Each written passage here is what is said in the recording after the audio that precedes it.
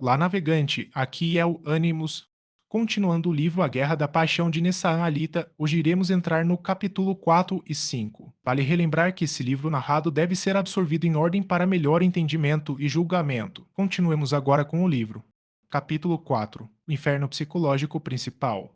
Podemos definir este inferno psicológico como uma situação de sofrimento emocional intenso proveniente da dúvida e da confusão com relação aos sentimentos e à fidelidade da pessoa que amamos. O sofrimento emocional é algo verdadeiro, existe objetivamente e pode ser comprovado por qualquer um. O que mais nos atormenta no amor não é a possibilidade de sermos trocados, considerados inferiores a outros machos, etc., mas sim o inferno da dúvida oriunda de comportamentos ambíguos. O que torna a convivência insuportável não são os desejos imorais da parceiro, mas sim a falta de honestidade. O direito feminino de decidir o que fazer com a própria vida, com os próprios sentimentos e com o próprio corpo é intocável e deve sempre ser respeitado. O que é desonesto é a tentativa de exercer esses direitos sem arcar com consequências inevitáveis. Para se esquivarem das consequências naturais de uma sexualidade livre, as fêmeas espertinhas se especializaram na arte de mentir, dissimular e enganar para desfrutar de certos benefícios sem abrir mão de outros. O resultado desta especialização foi que se transformaram em mentiras ambulantes, em pessoas que não conseguem mais viver sem estarem escondendo algo do pai, do namorado, do noivo ou do esposo. A única fase da vida em que mulheres assim são transparentes e não dissimulam é na infância. Assim que a adolescência se inicia, começam as primeiras ocultações de comportamentos do pai, muitas vezes até com a conivência da mãe. As primeiras ocultações preparam a adolescente para posteriormente enganar os demais homens que entrarão em sua vida. Marcam uma fase preparatória na qual a mãe cumpre o papel de iniciadora. É extremamente doloroso descobrir que a mulher amada é uma espertinha insincera que tenta nos passar para trás apenas com o intuito de se sentir melhor, mais esperta e mais gostosa do que suas rivais. O ato de sentir prazer em ludibriar, manipular e enganar uma pessoa que ama com sinceridade é extremamente horrível por abusar do mais nobre dos sentimentos, o amor. A estratégia feminina principal nessas guerras da paixão é a ambiguidade comportamental. Dizem e agem de forma contraditória para nos confundir e impedir que saibamos o que realmente sentem por nós e o que querem. Por exemplo, costumam dizer que querem casamento e compromisso de nossa parte, mas ao mesmo tempo querem liberdade, ou então, ao contrário, dizem que querem uma relação aberta, mas cobram amor, carinho e sentimentos. Fazem isso de propósito para nos desconcertar. A solução para vencer estas batalhas é criar situações decisivas que as obriguem a revelar por meio de ações o que verdadeiramente sentem, pensam e querem. Não espere confissões ou sinceridade nas palavras. O amor não vale o que é dito, mas sim o que se revela por meio de atitudes e ações concretas. Aprenda a enxergar o que se passa sem precisar perguntar, sem necessitar de confissão.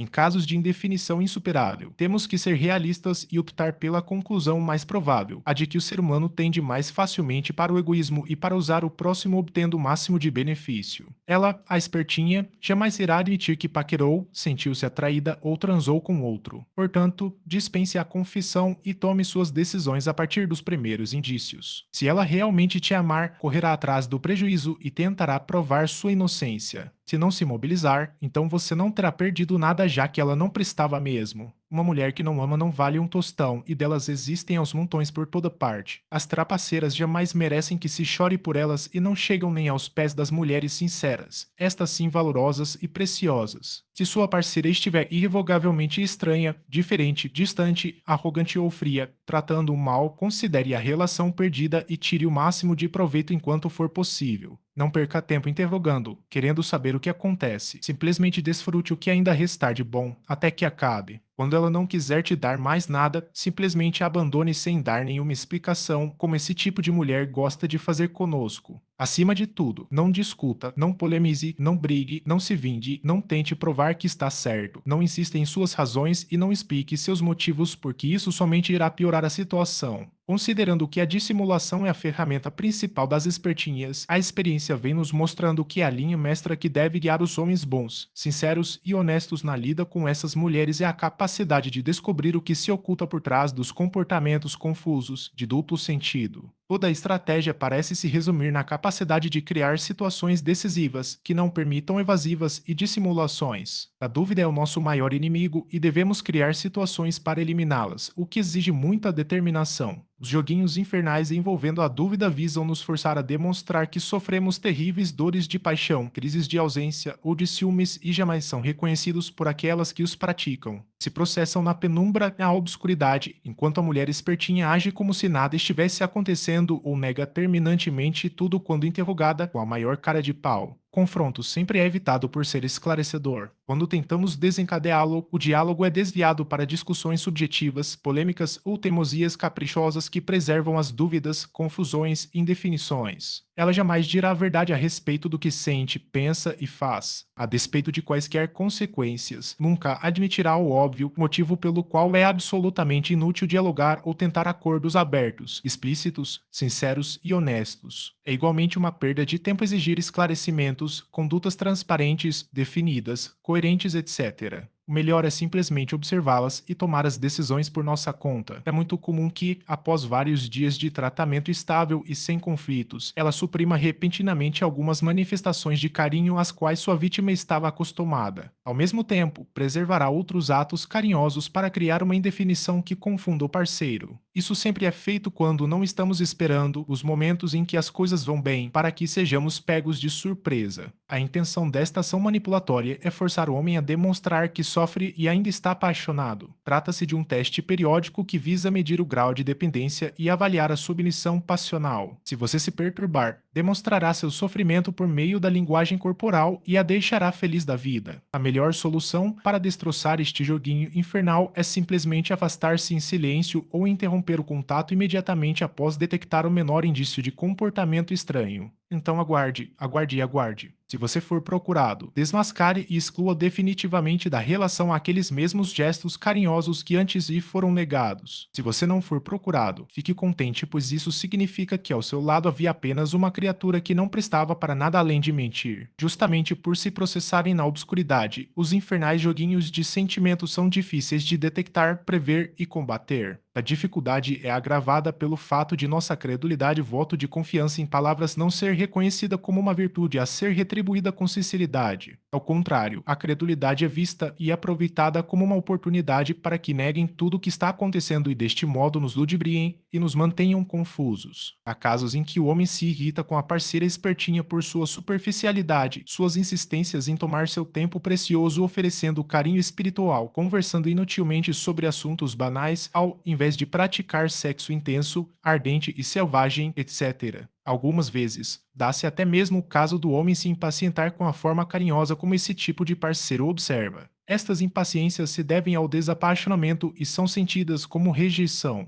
Curioso é que, quase sempre, ela insiste em oferecer seu amor e se mantém apaixonada enquanto lhe for oferecido algum vislumbre de esperança no sentido de reverter a situação. Engana-se quem supõe que esta insistência em quebrar a rejeição com oferta de carinho seja prova da superioridade altruísta do seu amor feminino. O que na verdade se passa é que a fêmea manipuladora não suporta perder as guerras da paixão e tenta quebrar a resistência do macho para, em seguida, se vingar, pois o que busca é simplesmente ficar por cima, se assenhorear da situação. Para mantê-la sob controle, basta rejeitá-la e, ao mesmo tempo, oferecer tênue esperança. Os jogos na guerra da paixão se resumem em dissimular as verdadeiras intenções e ao mesmo tempo descobrir as reais intenções do outro. Aquele que for mais misterioso confundirá e, ao ser mais realista e observador, vencerá. Além do inferno psicológico principal, há também outros infernos psicológicos no amor. Um deles é a conhecidíssima situação em que o apaixonado é deixado de lado pela pessoa que ama, enquanto esta se diverte, feliz da vida, com outras companhias e ignora seu sofrimento totalmente. Somente uma revolução completa contra a maldição da paixão pode subverter as posições nesses casos. A pobre vítima do feitiço sente que as forças lhe escapam, lhe faltam e não sente o menor ânimo de lutar contra sua decadência. Sofre terrivelmente e há casos em que até se entrega às drogas, ao álcool ou comete suicídio.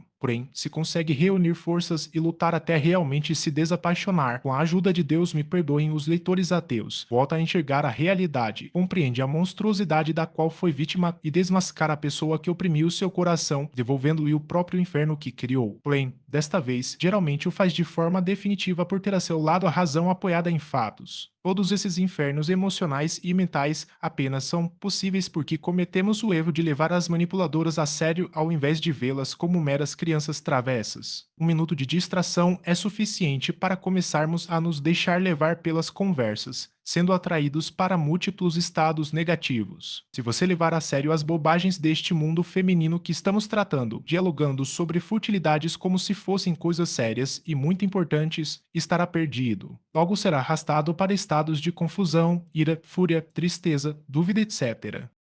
Capítulo 5. A atração pela crueldade.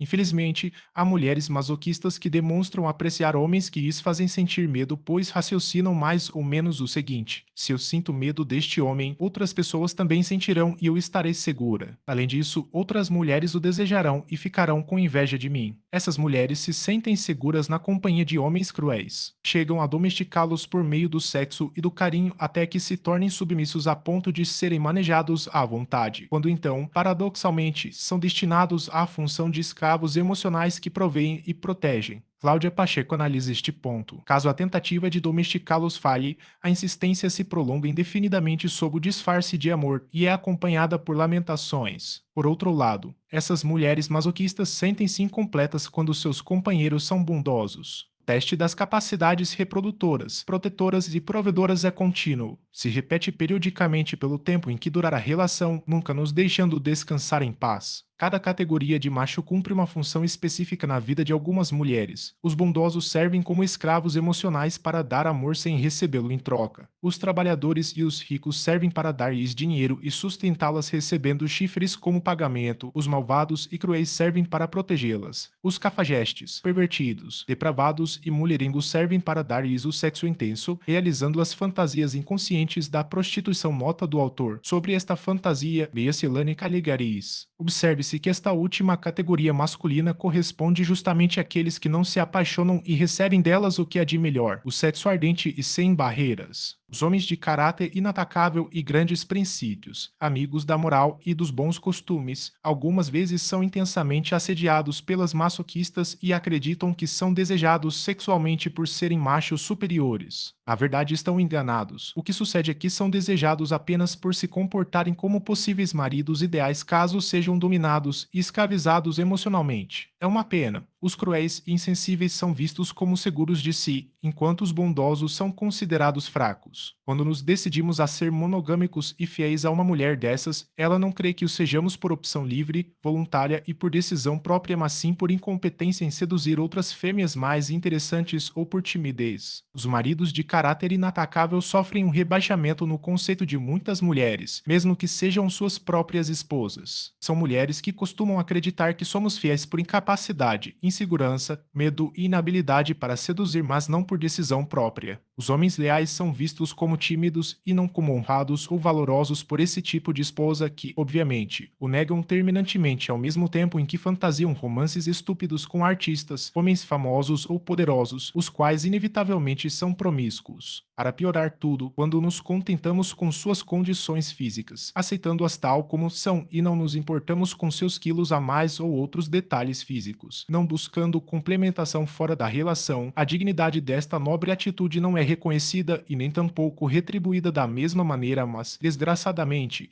elas concluem mais ou menos o seguinte: ele me aceita como sou e não exige mais nada porque não se valoriza. Portanto, é um homem de segunda categoria, pois não deseja mulheres melhores, mais bonitas, mais cuidadosas e mais educadas do que eu. Tal fato demonstra ingratidão. Este problema é grave porque não podemos cair na depravação, na promiscuidade e na degeneração para elevar o conceito que elas possuem a nosso respeito. Logo, a solução é deixá-las na dúvida, criando um mistério silencioso em torno da questão de nossa fidelidade. Apesar da hipocrisia reinante que as leva sempre a afirmarem o contrário, somos valorizados pela quantidade de fêmeas que atraímos. Isto significa que se esse tipo de parceira não sentir o peso da rivalidade de outras fêmeas, não nos respeitará. Este problema é ainda mais grave na medida em que não queremos e nem podemos cair na promiscuidade e na depravação. Os promíscuos estão se prejudicando, ainda que todos os considerem muito machos. A solução é manter um mistério, falando pouco e preservando a dúvida. A despeito dessa atração fatal que algumas sentem pelos perversos, não devemos jamais corresponder a esta atração, gritando e nem muito menos agredindo-as. Correto é atingi-las por mecanismos psicológicos, alcançando os sentimentos, como elas fazem conosco.